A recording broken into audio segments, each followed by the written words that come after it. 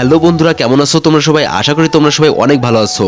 দীর্ঘ কিছুদিন আগে আমি কিছু আম গাছ এবং লেবু গাছে গ্রাফটিং করেছিলাম এবং সেগুলোতে সফলতা অর্জন করেছিলাম। ওইগুলোতে সফলতা অর্জন করার পর আমি একটা জাম গাছে গ্রাফটিং করেছিলাম। তোমরা স্ক্রিনে যে জাম গাছটা দেখতে পারছো এটাতে গ্রাফটিং করেছিলাম। এই গ্রাফটিংটা আমি ফার্স্ট টাইম করেছিলাম আর ভিডিও করেছিলাম, কিন্তু তোমাদের দেখানো হয়নি। ভেবেছিলাম এই গ্রাফটিং এ যদি সফল হই তাহলে তোমাদের ভিডিওটা দেখাবো। প্রায় 1 মাস আগে এই গ্রাফটিংটা আমি করেছিলাম। তো কিভাবে গ্রাফটিংটা করেছিলাম আজকে ভিডিওতে দেখাবো। আমি যে জাম গাছে গ্রাফটিংটা করেছিলাম ওটা ছিল একটা জংলি জাম গাছ। জংলি জাম গাছকে একটা ভালো হাইব্রিড জাতে রূপান্তর করার জন্য আমি সংগ্রহ করেছিলাম একটা হাইব্রিড জাম গাছের সায়নটা স্থাপন করার জন্য আমার লাগবে গ্রাফটিং টেপ। আমার কাছে কোনো গ্রাফটিং টেপ না থাকা একটা পলি ব্যাগ কেটে গ্রাফটিং টেপ বানিয়ে নিয়েছিলাম। এই টেপটা বানানোর জন্য তোমাদের প্রয়োজন পড়বে একটা সুন্দর পরিষ্কার পলি ব্যাগ। পলি ব্যাগটা ফিতা আকারে ধারালো কিছু দিয়ে কেটে নিতে হবে। তো আমি অনেকটা সময় নিয়ে এই পলি ব্যাগটা টেপ আকারে কেটে নিয়েছি। তো বন্ধুরা, একটা পলি ব্যাগ দিয়ে আমি অনেকগুলো টেপ বানিয়ে নিয়েছি।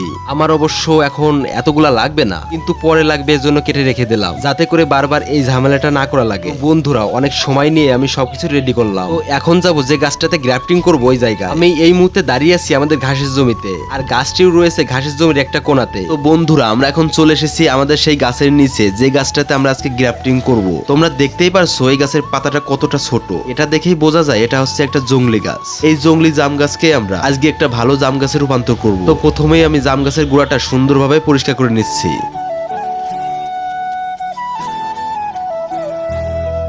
তো বন্ধুরা, জাম গাছটা পরিষ্কার করা শেষ। এখন আমরা জাম গাছের মধ্য বরাবর কেটে নিব। আমি জাম গাছের মধ্য বরাবর কেটে নিয়েছি। এখন জাম গাছের যে সায়নটা স্থাপন করবো ওই সায়নের সব পাতা সরিয়ে নিচ্ছি।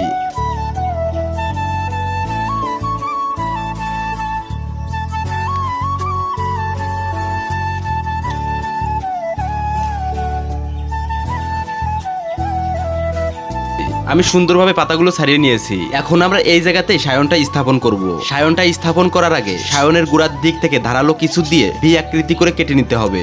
আমি যেভাবে কেটে নিচ্ছি তোমরাও যদি গ্রাফটিং করো তাহলে তোমরাও এইভাবে কেটে নিবে।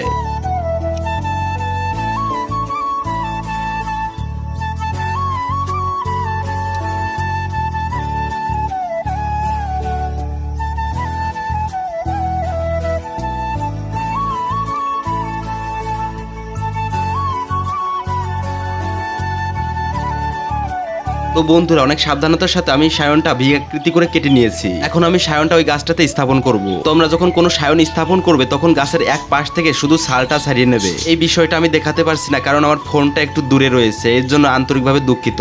তো বন্ধুরা, সায়নটি স্থাপন করা আমার শেষ। এখন তোমরা দেখতেই পারছো কিভাবে আমি সায়নটা স্থাপন করেছি। আমি একটা গাছে দুইটা সায়ন স্থাপন করেছি, এটাকে বলে মাল্টিগ্রাফটিং। আমার সায়ন স্থাপন করা শেষ। প্রথমে পলি ব্যাগ দিয়ে যে পলি টেপগুলো বানিয়ে রেখেছিলাম ওই টেপগুলো দিয়ে এখন সুন্দরভাবে পেঁচাই দেবো। এমন ভাবে পেঁচাতে হবে যে যেন বাইরের কোনো বাতাস ভিতরে প্রবেশ করতে না পারে।